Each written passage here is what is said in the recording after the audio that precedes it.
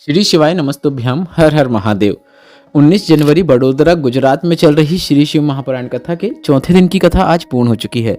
7 दिवसीय शिव पुराण कथा है जिसे आप आस्था और यूट्यूब के माध्यम से 16 जनवरी से 22 जनवरी 2026 तक दोपहर के 2 बजे से 5 बजे तक देख सकते हैं। आज की कथा में गुरुजी ने व्यापार वृद्धि के लिए, जीवन से परेशानियों को दूर करने के लिए, उन्नति प्राप्त करने के लिए माँ चंद्रघंटा के नाम का एक विशेष उपाय बताया है। यह उपाय आप कभी भी किसी भी दिन कर सकते हैं। आप चाहो तो कल 20 जनवरी को भी कर सकते हैं। साथ ही इस वीडियो में हम आपको 20 जनवरी गुप्त नवरात्र के दूसरे दिन किए जाने वाले सबसे विशेष और अचूक उपाय की जानकारी देने वाले हैं, इसलिए वीडियो अंत तक देखें ताकि वह जानकारी आप तक अवश्य पहुंचे। साथ ही अगली 5 शिव पुराण कथाओं की जानकारी भी आपको इस वीडियो में मिलने वाली है। आज 19 जनवरी चौथे दिन की श्री शिव महापुराण कथा में गुरुजी पंडित प्रदीप मिश्रा जी ने कुल 16 उपाय पत्र और उपयोगी जानकारियाँ दी हैं। सभी जानकारी आपको इस वीडियो के माध्यम से मिलने वाली है। अगर किन्हीं कारणवश आपने आज की कथा नहीं सुन पाई है तो संपूर्ण कथा का रास्ता तो आपको इस छोटे से वीडियो से प्राप्त होने वाला है। बढ़ते हैं आज की कथा की पहली विशेष जानकारी की ओर। कथा शुरू होते गुरुजी ने कहा, शिव महापुराण की कथा कहती है, परिवार को संभालो, कुटुंब को संभालो, रिश्ते नातों को संभालो और उसके साथ भगवान की भक्ति करो। घर छोड़कर साधु संत तपस्वी बनना सरल है, पर घर पर ही रहकर एक अच्छा गृहस्थी बनना यह सबसे कठिन कार्य है। बढ़ते हैं आज की कथा की दूसरी विशेष जानकारी की ओर। गुरुजी ने कहा, लव एंड लस्ट 2 शब्द हैं। आजकल के लोग लस्ट को ही लव कह देते हैं। लव केवल प्रेम है, उसमें वासना नहीं होती है। लस्ट में केवल वासना है, उसमें प्रेम नहीं होता है। बढ़ते हैं आज की कथा की तीसरी विशेष जानकारी की ओर। विशेष उपाय की जानकारी देते हुए आज गुरुजी ने माँ चंद्रघंटा के नाम का एक विशेष उपाय बताया है, जो कि इस प्रकार है। कितना ही आपका भाग्य खराब हो, कितने ही आप बिखरे हुए हो, हृदय कितना ही आपका टूट गया हो, व्यापार चल ही नहीं रहा हो, जीवन में उन्नति देखने को मिल ही नहीं रही हो, बस आपको माँ चंद्रघंटा के नाम का एक बेलपत्र शिवलिंग पे अर्पित करना शुरू कर देना है। मात्र इतना कर देने से माँ चंद्रघंटा का आशीर्वाद आपको प्राप्त होता है। भोलेनाथ स्वयं आपके जीवन को व्यवस्थित करना शुरू कर देते हैं, यह निश्चितता है। पर इसके साथ आपको मेहनत भी करना होगा, परिश्रम भी करना होगा। बढ़ते हैं आज की कथा की चौथी विशेष जानकारी की ओर। गुरुजी ने कहा, जब चेहरे की प्रसन्नता समाप्त होती चली जाती है तो इंसान बूढ़ा होना शुरू हो जाता है। इसलिए हमने आपसे हमेशा यही कहा है कि आपके चेहरे में हमेशा मुस्कुराहट रखो। बढ़ते हैं आज की कथा की 5वीं विशेष जानकारी की ओर। गुरुजी ने कहा, घर की फूट जगत की लूट। अगर हमारे घर में फूट पड़ जाएगी तो जगत के लोग हमें लूटना शुरू कर देंगे। बढ़ते हैं आज की कथा की 6वीं विशेष जानकारी की ओर। मोहिनी बेन जी पत्र लेकर आई, जिसमें लिखा, मेरी तबीयत खराब हो गई, डॉक्टर ने किडनी खराब बता दिया, डॉक्टर को दिखाया, दवाई खाना शुरू कर दिया, डायलिसिस भी शुरू हो गया। परिवार के ही किसी परिचित ने आपकी कथा के बारे में बताया, हमने कथा सुनना शुरू किया, मुझे रुद्राक्ष लाकर दे दिए। सीहोर कोबरेश्वर धाम के रुद्राक्ष का जल शिवलिंग पर चढ़ाकर थोड़ा सा औषधि रूप में प्राप्त करके उसका आचमन करना शुरू किया। रात्रि का 9:15 वाला उपाय करना भी शुरू किया। धीरे धीरे सारी रिपोर्ट नॉर्मल आ गई और आज मेरी दोनों किडनियों ने कार्य करना शुरू कर दिया है। मैं पूरी तरीके से ठीक हूँ। उसी का आभार व्यक्त करने हम कथा पंडाल में आए हैं। बढ़ते हैं 7वीं विशेष जानकारी की ओर। मुकेश भाई जी पत्र लेकर आए, जिसमें लिखा, मैं आर्मी में नौकरी करता हूँ। मैं आप पर भरोसा नहीं करता था। ऐसी दुनिया की कोई डॉक्टर नहीं थे जिसे मैंने अपनी पत्नी को ना दिखाया हो। सबने कहा कि संतान सुख अब हो ही नहीं सकता। पत्नी के कहने पर सूरत की कथा पंडाल में बैठकर सुना और कथा को सुनने के बाद कथा पंडाल की मिट्टी को पत्नी ने अपने गर्भ में लगा लिया। पत्नी का गर्भ ठहरा, संतान सुख हुआ है, उसी का आभार व्यक्त करने हम कथा पंडाल में आए हैं। बढ़ते हैं आज की कथा की 8वीं विशेष जानकारी की ओर। गुरुजी ने कहा, यह कथा जो बड़ोदरा गुजरात में चल रही है, इसमें आप ये ना सोचें कि कथा करने सीहोर वाले महाराज आए हैं। आप सीहोर वाले महाराज को सुनने आए हैं, ऐसा आपको बिल्कुल नहीं सुनना है, क्योंकि सीहोर वाले महाराज में इतना बल नहीं है, इतना सामर्थ्य नहीं है कि वे कथा वाच सकें। क्योंकि कथा करने वाला भी भोलेनाथ है, कथा वाचने वाला भी भोलेनाथ है, कथा सुनने वाला भी भोलेनाथ है और कथा कराने वाला भी भोलेनाथ है। बढ़ते हैं 9वीं विशेष जानकारी की ओर। पिछली कथा का एक विशेष उपाय जैसे आपको इस गुप्त नवरात्र में करना है, एक है दूर्वा और एक है बेलपत्र और एक है कनेर का पुष्प। कई बार ऐसा होता है कि बेटा कहीं जा रहा होता है, उसके साथ कहीं कुछ गलत ना हो जाए, हमें ऐसा मन में दुविधा रहती है। शादी की बात चल रही है, कहीं शादी ना टूट जाए, यह दुविधा रहती है। मतलब मन में आपके हमेशा नेगेटिविटी आती है, गलत ख्याल आते रहते हैं। तो आपको एक सरल और आसान उपाय करना है, जो कि अभी हाल ही की पूर्ण हुई शिव पुराण कथा में गुरुजी ने बताया था। शंकर भगवान को आपको प्रदोष के दिन 3 चीज़ें अर्पित करना शुरू कर देना है। 3 चीज़ें विशेष क्रम में अर्पित कर सकते हैं। सबसे पहले दूर्वा, फिर बेलपत्र, फिर कनेर का पुष्प।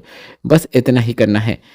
इसके साथ ही साथ यह उपाय आप आगे बढ़ाना चाहें, मतलब मन में गलत स्वप्न आ रहे हैं, गलत भाव आ रहे हैं, गंदे ख्याल आ रहे हैं, इसे अगर आप दूर करना चाहते हैं तो आप दूर्वा को प्राप्त कर लें और उस दूर्वा का आचमन आप कर सकते हैं। और दूर्वा का आचमन आपको प्रदोष काल में करना है, इस बात का ध्यान रखना है। बस इतना ही करना है।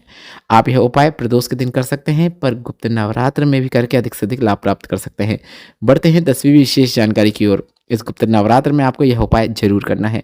अगर आपका पति या पत्नी, घर का कोई सदस्य, मतलब लड़का या लड़की जिसका तलाक हो रहा है या फिर तलाक की बातें चल रही है, दोनों साथ में नहीं रह रहे हैं या फिर दोनों स्नेह के साथ नहीं रह रहे हैं, बात बात में लड़ाई हो जाती है और बात तलाक तक पहुंच रही है, पर एक ने ठान लिया है कि हम प्रेम से अपना जीवन यापन करेंगे, तो दोनों में से एक, मतलब पति पत्नी में से एक, यह उपाय करके अधिक से अधिक लाभ प्राप्त कर सकता है। अपना वैवाहिक जीवन पहले के ही तरह चला सकता है।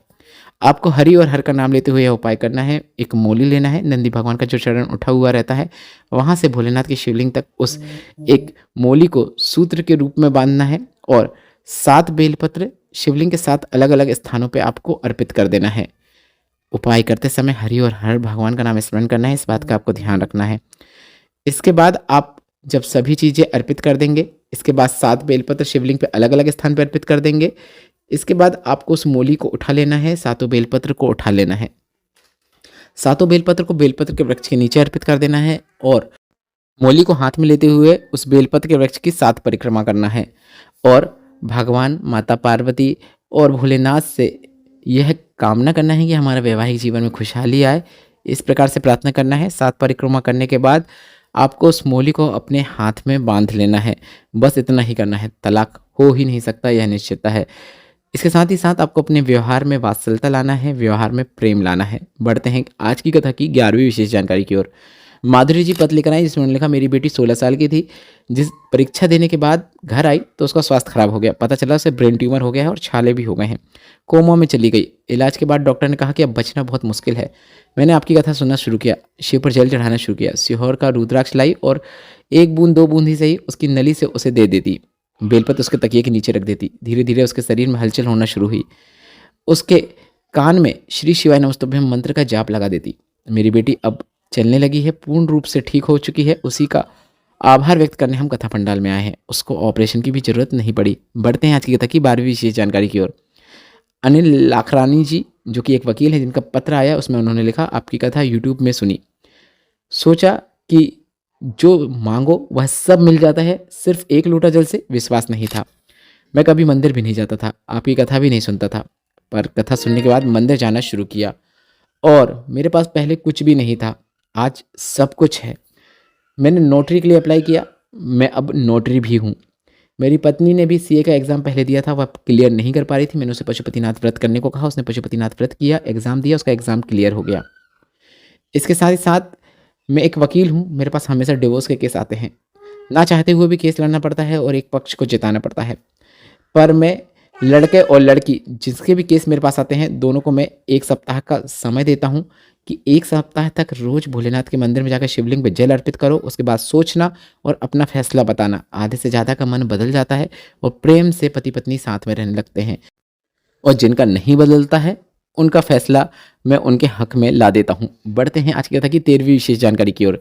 सीताबेन जी पत्र लेकर आई, जिसमें उन्होंने लिखा, संतान सुख नहीं था, कई वर्ष निकल गए थे, भोलेनाथ को जल चढ़ाना शुरू किया, पशुपतिनाथ व्रत किया, 7 साल बाद संतान सुख हुआ है, उसी का आभार व्यक्त करना चाहते हैं।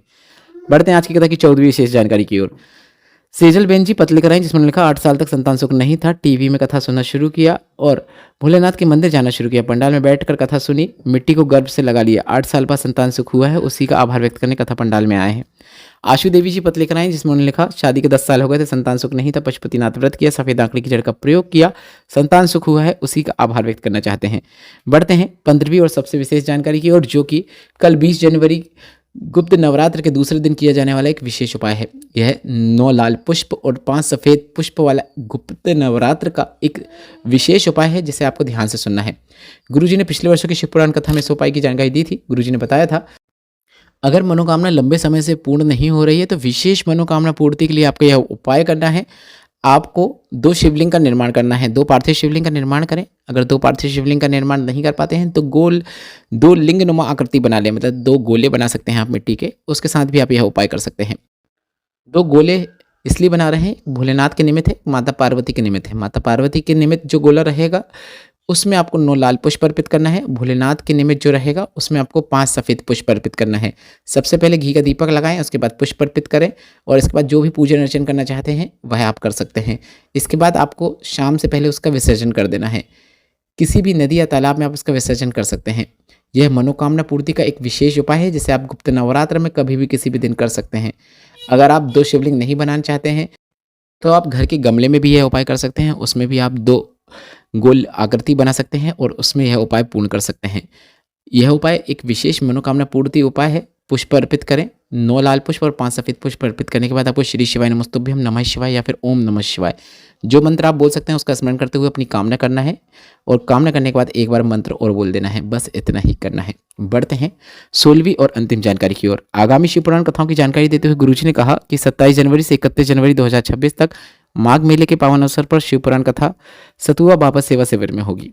5 फरवरी से 9 फरवरी 2026 तक नांदेड़ महाराष्ट्र में जो शिव पुराण कथा थी वह कैंसिल हो गई है। 11, 12, 13 फरवरी 2026 को डबरा मध्य प्रदेश में शिव पुराण कथा होगी। 14 से 20 फरवरी 2026 तक सीहोर मध्य प्रदेश में रुद्राक्ष महोत्सव और शिव पुराण कथा का आयोजन होगा। इस वीडियो से संबंधित जितने भी आपके प्रश्न हैं वे सभी प्रश्न आप कमेंट बॉक्स के लिए पूछ सकते हैं। मेरे द्वारा दी गई जानकारी अगर आपको थोड़ी सी भी उपयोगी लगी है तो इस वीडियो को लाइक जरूर करें और कमेंट बॉक्स में श्री शिवाय नमस्तुभ्यम